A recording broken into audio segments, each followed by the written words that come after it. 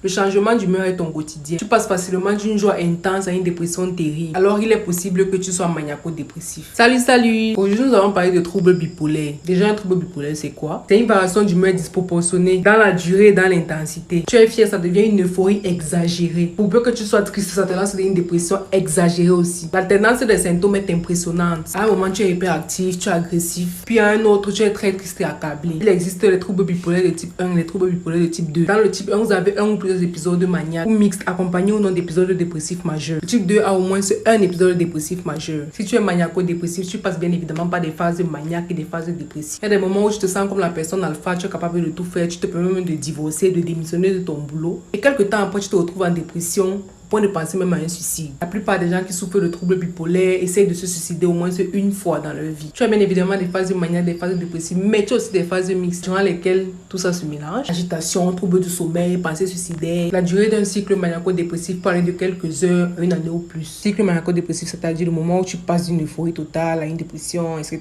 en passant par la phase normale. Le traitement se fait bien évidemment sur plusieurs mois ou même sur toute une vie. S'il y a absence de traitement, c'est de plus en plus grave. L'environnement joue bien évidemment un rôle dans le déclenchement du trouble bipolaire. Un événement stressant, le surménage, un décalage horaire, un travail de nuit peuvent vous conduire à être maniaco-dépressif. La maniaco-dépression touche 1% de la population, que ce soit les hommes ou les femmes. Mais ça va jusqu'à 15 à 20% lorsqu'il y a quelqu'un dans ta famille atteint de ça. Les premières manifestations de la maladie sont entre 15 et 35 ans. Si tu penses être atteint de ça ou si tu connais quelqu'un qui pourrait être atteint, je te conseille bien évidemment de te rapprocher d'un médecin. Même s'il peut se tromper, ne diagnostiquer qu'une dépression. Si bien évidemment vous ne lui expliquez pas bien la chose. Voilà, j'espère t'avoir bien édifié par rapport à cela. Dis-moi en commentaire si tu penses être maniaco-dépressif, ou si tu connais des personnes comme ça. Moi personnellement je n'en connais pas du tout. N'oublie pas de liker, de partager pour que plus de personnes soient édifiées par rapport à cela et de t'abonner si ce n'est pas encore le cas pour accroître ma visibilité. Allez, on se dit à la prochaine vidéo. Bye!